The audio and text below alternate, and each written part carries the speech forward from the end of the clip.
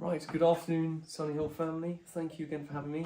Since the last one, I was supposed to cover Revelation 9 to 10, and then this one will be 10 to 11, but I'm going to do 9, 10, and 11. Kind of go over some key bullet points. We have the locust from the bottomless pit.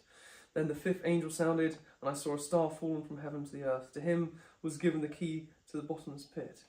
Sounds like literal hell on earth. And following that, we have these locust-type drone things that John was talking about the other week. It'd be interesting to see what they exactly look like. It's interesting, there's a description here. It talks about a vision from Joel, chapter 2, verse 1 to 10. Relates a striking account of the coming battle of Armageddon, the greatest of all battles.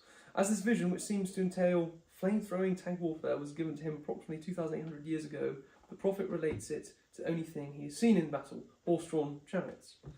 Think of modern warfare and compare. Fire goes before them, they burn what is behind them, they destroy everything in their path, they move at the speed of a horse, 30 to 40 miles per hour, although some tanks are even faster.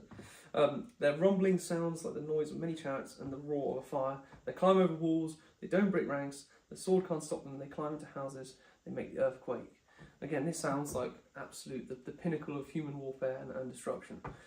But as an overall understanding of, we go to chapter 10, the mighty angel with the little book, and you have John eats the little book, you have the two witnesses. Some believe the two witnesses are Moses and Elijah, the two of the greatest figures below Jesus, also seen at the Mount of Transfiguration.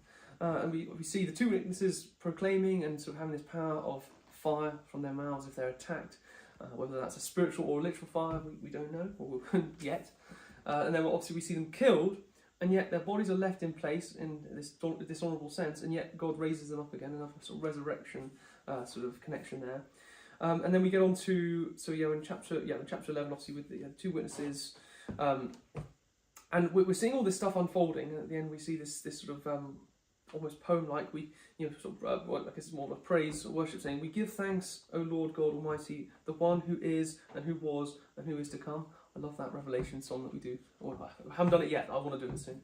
So, we're seeing that God, in all of this absolute chaos, he does have a plan. These are things that need to happen in the way he ordains it.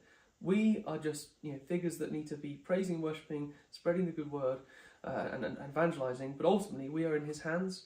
We are not in control of the situation, but he has an order to it. It's not going to be blind chaos. In fact, the order to the chaos that he's going to bring will be terrifying for those who don't believe, but actually we should be sort of victorious and be sort of praising his name in this fiery process, and just praying, giving him glory, and holding on to that hope in these terrible days that we may or may not be living in, depending if there's a pre or a mid-tribulation rapture. I'm hoping for the pre-trib one, although in light of the other week, which I totally wasn't fooled by, and obviously knew it wasn't going to happen.